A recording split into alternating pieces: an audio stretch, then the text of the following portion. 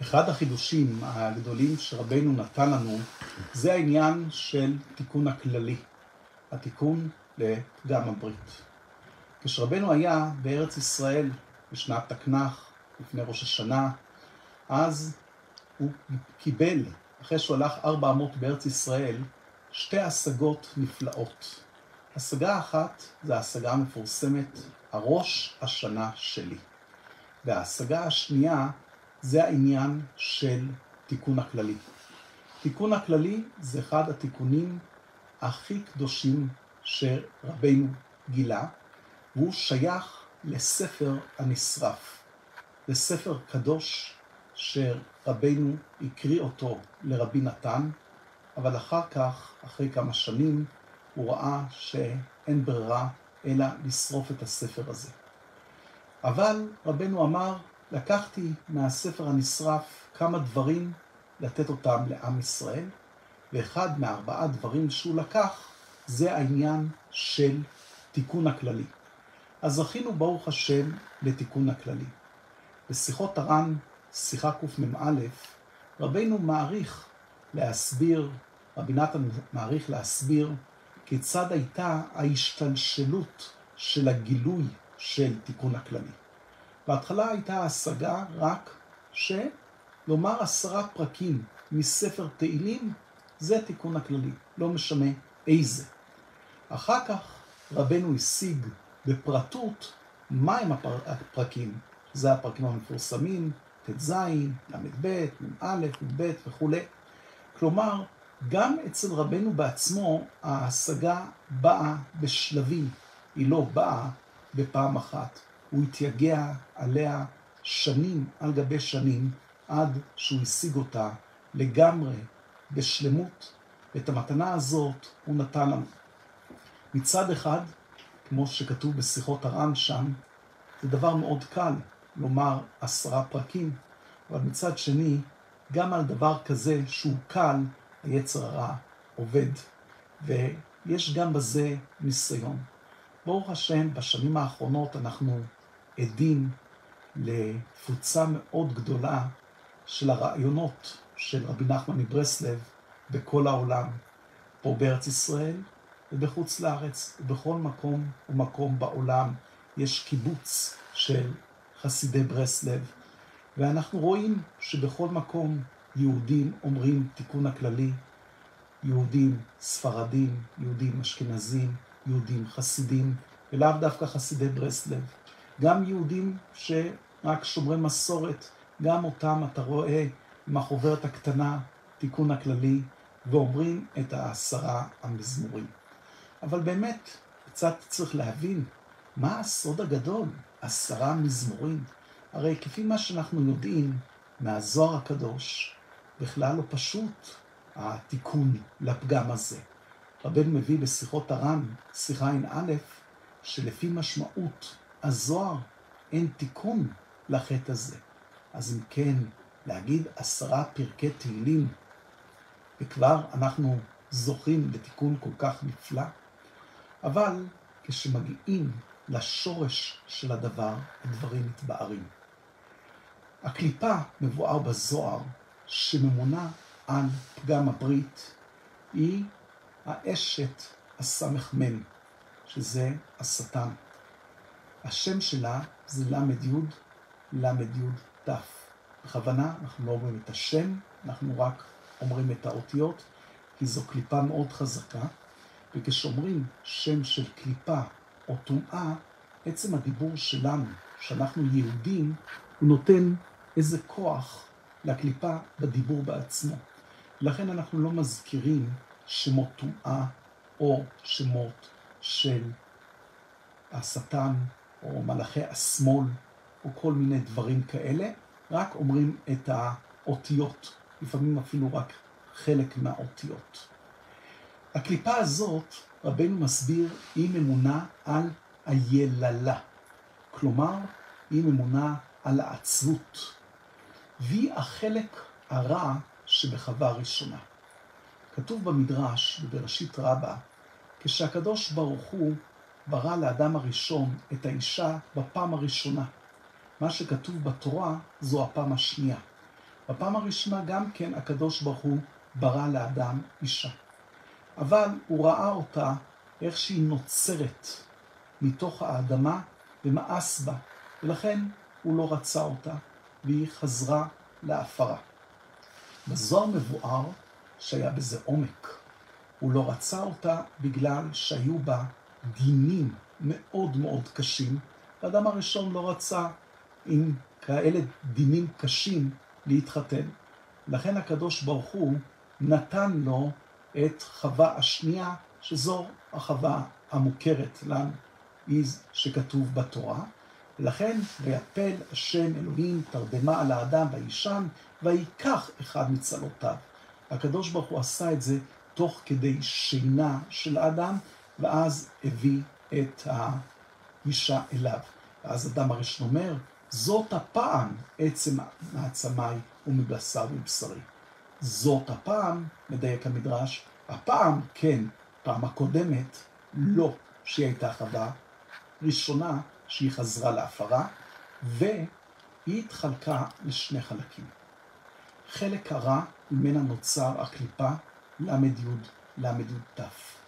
החלק הטוב שבחווה ראשונה היא באה בסוף בלאה אימנו. יעקב אבינו, יש לו שתי נשים, לאה ורחל. יעקב לא רצה להתחתן עם לאה, הוא רצה רק את רחל. אנחנו רואים במשך הפרשה, וירא השם כי שנואה לאה. לאה יש לה איזה בחינה של מה שיעקב לא רוצה אותה, אפילו לשון קשה מאוד של שנאה. למה? יעקב אבינו צדיק גדול, אז יכול להיות שהוא אוהב יותר את רחל, אבל למה ככה אל לאה? אבל התשובה היא, כתוב בגמרא בבבא מציעא, פ"ד עמוד א', שיעקב אבינו הוא דיוקנו של אדם הראשון. כלומר, שופרי היופי של יעקב אבינו הוא כמו היופי של אדם הראשון. הגמרא אף פעם לא סתם מדברת על יופי. היא מדברת על יופי פנימי, על מהות הפנימית והחשובה. אנחנו יודעים עוד דבר, שיעקב אבינו הוא אדם במרכבה. כלומר, דמותו חקוקה בכיסא הכבוד של מי? של יעקב אבינו. לא אברהם, לא יצחק, אלא דווקא יעקב אבינו הוא האדם שחקוק בכיסא הכבוד, שזה מעלה עצומה. המדרש אומר על הסולם והחלום, והנה סולם מוצב ארצה, ומלאכי אלוהים עולים ויורדים בו. אומר המדרש, עולים ורואים את דמותו החקוקה בכיסא הכבוד, ויורדים ורואים אותו למטה, ישן. כלומר, יעקב אבינו הוא חקוק בכיסא הכבוד. הסיבה לדבר, יעקב אבינו הוא השלמות של התיקון של אדם הראשון. כך כתוב בגמרא בשבת, קמ"ו עמוד א' למעלה, אומרת הגמרא, לקח 3 דורות עד שיצאה הזוהמה מאבותינו. אברהם הוליד את ישמעאל, שזה קליפה קשה מאוד, בפרט כמו שאנחנו רואים היום, כמה הקליפה הזאת יש בה אכזריות, רוע. כל הרוע שהיה בזוהמה באברהם אבינו הלך בישמעאל. עד כדי כך ששרה אימנו לא יכולה לישא ברחמה את הזוהמה הזאת, ולכן היה צריך שפחה, הגר, כדי שהזוהמה תהיה בשפחה ולא בשרה. יצחק הוליד את יעקב ועשיו, יעקב קודש קודשים, אבל לפני כן הבכור זה עשיו, שבו יש את הזוהמה והקליפה של יצחק. הזוהר קורא לזה קליפת הגבורות. בלשון הזוהר, סופסיתא דדבה, פסולת הזהב. באמת רבקה שואלת, למה אני הייתי צריכה לקחת את הזוהמה הזאת? לא היה עדיף שיש שפחה? אבל יצחק התקדש על גבי המזבח ולא יכל לישא שפחה. לכן היה לרבקה צער גדול מצער העיבור בגלל הזוהמה של עשיו שהייתה ברחם שלה. אחר כך נולד יעקב אבינו. יעקב אבינו, אומרת הגמרא, מיתתו שלמה. הוא שלם, הוא הבכיר שבאבות. יעקב אבינו חקוק בכיסא הכבוד. יעקב אבינו הוא אדם הראשון המתוקן, ולכן דמותו נמצאת בכיסא הכבוד. יעקב אבינו צריך לתקן את שלמות התיקון של אדם הראשון, ולכן הוא מקבל את רחל ולאה. רחל, אומר הארי ז"ל, זו חווה השנייה, ואותה הוא אוהב, כמו שאדם הראשון אהב את חווה השנייה. אבל את חווה הראשונה, שזו לאה, אף על פי שהיא יותר מתוקנת, כי החלק הרע שבה הלך בקליפה, למד י' ת', אבל התיקון עדיין הוא תיקון קשה. הגמרא בבבא בתרא, קכ"ג עמוד א', אומרת שלאה הייתה מיועדת לעשיו, כלומר שהיא עדיין שייכת לחלק הגבורות, לחלק הזוהמה שעדיין היה באבות. רק התפילות שהתפללה לאה קידשו אותה וייעדו אותה ליעקב. עוד דבר, היות שיעקב קנה מעשיו את הבכורה, הוא קנה גם את האישה. כלומר, את האישה הטובה שהייתה מיועדת לעשיו, שזו לאה, אותה קנה גם יעקב. ולכן לאה היא באמת בת זוג גם של יעקב. אבל יש דבר ממש מפליא, ועכשיו הכל יתקשר. לאה יולדת את הילד הראשון, ראובן, ואז היא אומרת, ראה השם כי שנואה אנוכי, שמעון כי שמע השם כי שנואה אנוכי. בלוי, הפעם ילווה אישי אליי, כי ילדתי לו 3 בנים. כלומר, כשלאה יולדת את לוי, היא יודעת שהיא מסודרת. זהו, עכשיו ילווה אישי אליי. רבנו הקדוש אומר בליקוטי מוהר"ן, מה הנקודה בלידה של לוי? הוא אומר סוד עצום. הוא מביא את הזוהר, שאם לוי נולדו מיני נגינה. לוי הוא סיטרא דניגונה. כלומר, כל הקליפה הקשה, למד י' ת', היא קליפת העצבות. היא הקליפה שגורמת את החטא האיום ונורא הזה, בגלל העצבות. וכמו שרבנו מסביר, בליקוטי מוהר"ן תורה קס"ט, שהעצבות היא גורמת את המקרה לילה ואת הפגם. לעומת זאת, התיקון הוא דווקא הניגונים, הסיטרא דניגונה. ולכן אומר הזוהר, שכשלאה ילדה את לוי, היא ילדה את הצד של הניגונים. ולכן משבט לוי יש את המשוררים ויש את המנגנים. ואז יודעת לאה שבלידה של לוי יש את הבחינה של התיקון הכללי לחלק הרע של הקליפה של למד י' ת'. פה אנחנו כבר רואים רמז עצום שהקונטרה, כלומר המתקן כנגד הקליפה של העצבות והרוע של למד י' זה דווקא הנגינה. הגמרא בפסחים ק"ז עמוד א' אומרת 10 מיני נגינה. דוד המלך כתב את ספר תהילים ב10 מיני נגינה. 10 מיני נגינה זה השלמות הכי גדולה של הנגינה. רבנו מסביר בסיפורי מעשיות, מעשה י"ג ביום השישי, שהבת מלך ירה בה המלך האכזר 10 חיצים מורעלים.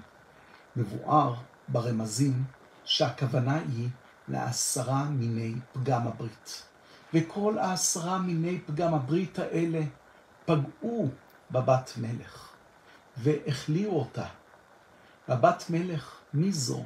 זה כל אחד ואחד מנשמות עם ישראל שאנחנו קשורים בכנסת ישראל שהיא נקראת בת מלך. התיקון אומר רבנו, אני רופא אותה. ואיך? על ידי שאני יודע את 10 מיני נגינה. הרפואה היא דווקא על ידי הסוד של 10 מיני נגינה. רבנו הצליח לברר מתוך ספר תהילים את 10 הפרקים שהם הנציגים הראשיים של 10 מיני נגינה. זה התיקון הכללי. התיקון הכללי הוא לומר את 10 הפרקים האלה שהם 10 מיני נגינה. לכן יש הרבה מדרגות באמירה של תיקון הכללי. רבנו אומר, אפילו האמירה מתקנת. כלומר, ישבתי, קראתי בשקט, אפילו בחלישות על הכיסא, גם זה מתקן. אבל בוודאי, אם אומרים בכוונה, שאתה אומר את המילים בכוונה, אתה מבין את מה שאתה אומר, זה בוודאי מתקן הרבה יותר. אם אתה אומר את התיקון הכללי בטעמים שלו, או אפילו בנגינה שאתה מחבר לעצמך איזו מנגינה שאתה מתחבר אליה, ואתה אומר את התיקון הכללי בשיר, בניגון, זה כבר מדרגה גבוהה הרבה יותר. אם אתה זוכה לומר אותו ב10, וזוכים גם כן לרקוד ביחד, וזוכים גם כן לומר אותו עם התפילין, זה כבר תיקון הכללי גבוה. כל תיקון הכללי שאומרים הוא חשוב מאוד, אבל ככל שהוא יותר בכוונה, ככל שהוא יותר בנעימה ונגינה, ככל שהוא נאמר יותר עם אנשים, ככל שהוא נאמר עם ריקוד, כל זה מגביר את הכוח ואת העוצמה של התיקון. בכל הליקוטי מאורן, כשהוא מדבר על עניין של תיקון הכללי, כמו בתורה ר"ה בחלק הראשון, תורה צדיק ב' בחלק השני, בשיחות הר"ן, שיחה קמ"א, בסיפורי מעשיות, בשיחות שחר המעשיות, באות י', וגם בספר המידות, בכל מקום מדובר על מקרה לילה. אף פעם לא מדובר חס וחלילה על חטות נעורים, שזה פגם במזיד. האם תיקון הכללי מועיל גם לזה או לא מועיל? התשובה היא ככה. התיקון הכללי שזוכים לומר בציון הקדוש של רבנו, מבואר בחיי מאורן אות ר"כ"ה, שהרבנו הקדוש אמר שגם אם יעצמו עוונותיו מאוד, אשתתח לאורך ולרוחב כדי להוציאו. בפאות אני אוציא אותו מהגיהנום. זו השיחה המפורסמת. היא גם נכתלה בשיחות הר"ן קמ"א בחלקה. כלומר, שהתיקון הכללי שנאמר בציון הקדוש, יש לו עוצמה עצומה, שהיא מועילה גם אם עצמו חטאיו מאוד, שזה מרמז אפילו על הפגם במזיד. אבל בתנאי שיעשה תשובה, ובתנאי שלא יחזור לכסלה עוד, כלומר עוד פעם לחטא הזה חס וחלילה. אבל באמת יש גם לחטאת נעורים, זאת אומרת גם לפגם המזיד, גם לזה יש תיקון בציון הקדוש. לכן כל כך חשוב לכל יהודי לזכות להיות לפחות פעם אחת בחיים בציון הקדוש, ולומר שם את התיקון הכללי בכוונה. אבל כל פעם שאתה זוכה להגיע לציון הקדוש באומן, תחשוב שזו הפעם הראשונה. ובפרט בתיקון הכללי הראשון שאתה אומר, אחרי שאתה מגיע לציון הקדוש, תאמר אותו לאט, מילה במילה, בכוונה כמה שיותר. אפילו יש פירושים משולבים בין התיבות, כדי שתבין את המילים הקדושות שאתה אומר. זה יהיה תיקון הכללי אחר. זה יכול לקחת שעה, זה מצוין. אם תאמר גם את התפילה של רבי נתן אחריה, עוד יותר מצוין. אפשר להגיע גבוה בהרגשות נפלאות, מתוקות ונעימות באמירה של התיקון הכללי. אבל כל דבר צריך הכנה. רבנו כותב מפורש שהתיקון הראשון הוא מקווה. לטבול במקווה טהרה באותו יום שקרה המקרה, או עכשיו לפני שאתה נכנס לציון, לא להיכנס חס וחלילה למקום קדוש כל כך בלי מקווה. בפרט אחרי נסיעה, שאנחנו נוסעים ועוברים, רואים הרבה גויים, לפעמים גם גויות, רואים הרבה טומאה, לפחות מקווה טוב שינקה אותנו, יזכך אותנו. לכן העצה היא, כשאדם מגיע, דבר ראשון, שיכנס לחדר, לאכסניה שלו, למלון שלו, איפה שהוא רוצה לנוח, באיזה דירה, מה שיהיה. קודם כל, תנוח קצת מעמל הדרך. תאכל משהו קטן, תתחזק. אם אתה צריך לישון קצת, תישן. אל תקפוץ מיד לציון. תמתין קצת עד שאתה נרגע, הראש רגוע, אתה מקבל מוחין בגדלות חזרה. כל נסיעה גורמת לאיזה מוחין בקטנות, מה שלא יהיה. בפרט עכשיו, בשעת המלחמה, שעת טלטול הדרכים, לפעמים 20 שעות, ולפעמים יותר, בכמה מדינות. אז זה ודאי תנוח קודם. אחר כך תחפש מקווה טוב, וגם מקלחת טובה, שגם היא מחזירה את הראש למקום שלו. ורק אחרי זה תתחיל להיות בכיסופים, ולהעלות בדעתך לאיזה מקום קדוש אני עומד להיכנס. לאיזה מקום נפלא, איזה הבטחות גדולות יש כאן במקום הקדוש הזה. ותנסה להיזכר בכל המאמרים הנפלאים שאתה יודע על המקום הקדוש והנפלא הזה. ותיכנס באימה, ביראה, ביראת שמיים אמיתית. אתה לא נכנס לסתם מקום, למקום קדוש. דורות היו מצפים להגיע, בפרט בזמן הקומוניסטים, לא באו, לא נכנסו. היום ברוך השם זוכים, לפעמים יותר קל, לפעמים יותר קשה, אבל ברוך השם זוכים להיכנס למקום הקדוש. זכיתי להיכנס, תשמח כל כך. ואז אם אתה מרגיש את עצמך חזק, תבוא קודם כל תשתטח על הציון. תן נשיקה. אם אתה מרגיש שאתה רוצה דבר ראשון לעשות וידוי, שזה הרבה פעמים ההרגשה הראשונה שבאה לאדם, אני רוצה להתוודות, תעשה וידוי. אם אתה רוצה להתבודד קצת עם הציון, שזה אחד הדברים הנפלאים, לדבר עם הצדיק בציון שלו, תעשה.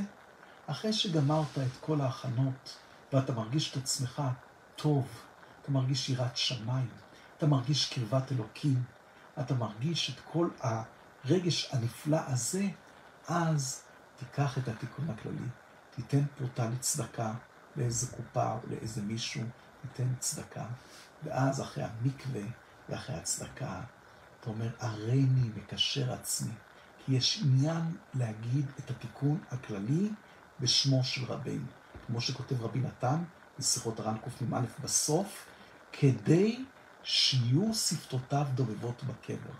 אתה אומר את התיקון הכללי על הציון, ורבנו אומר בתוך הציון, בתוך המצבה, שפתותיו דובבות בקבר. הוא אומר איתך את התיקון הכללי, הוא אומר איתך מילה במילה. אז כשאתה אומר, הריני מקשר את עצמי, זה כפשוטו. תחשוב שאתה מקשר את עצמך לצדיק ששוכב כאן. צדיקים, גם בפטירתם, אומרת הגמרא בברכות י"ח עמוד ב', קרויים חיים. ועל ידי שאתה אומר שמה את התיקון הכללי, בהתקשרות כזאת, מילה במילה, ביראת שמיים, באהבת אמת, זה תיקון שיהיה בו הרבה הצלחה בשבילך, לתקן את כל הפגמים, את כל החטאים. אבל ראינו מאנשי שלומנו שלא הסתפקו אף פעם בתיקון אחד. יש סיפור על רב שמואל הורוביץ שהיה במקום הזה ואמר תיקון הכללי, והיה לו חבר רב שמואל שפירא שביקש ממנו שתמכור לי תיקון הכללי אחד. הוא לא הסכים למכור לו בשום פנים ואופן.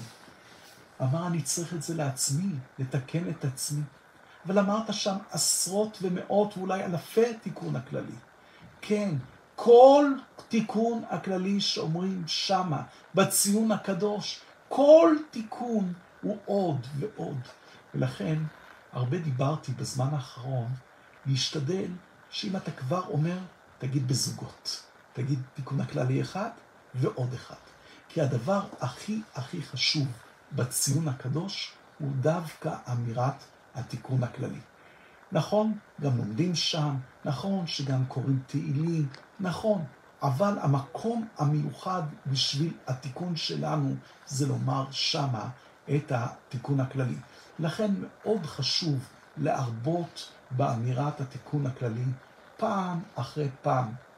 ברוך השם, בראש השנה הזה, כשחיזקנו הרבה, היו כמה וכמה שאפילו אמרו 15 פעמים ביחד, בגלל 15 כפול 10 זה 150, שזה ספר תהילים שלם. כי אז דיברנו שבאמת במקום של הציון הקדוש, אם יש לך את הברירה, אם להגיד ספר תהילים שלם, או להגיד 15 פעמים את התיקון הכללי, שזה מקביל לספר תהילים שלם, עדיף להגיד 15 פעמים את התיקון הכללי. ולמה?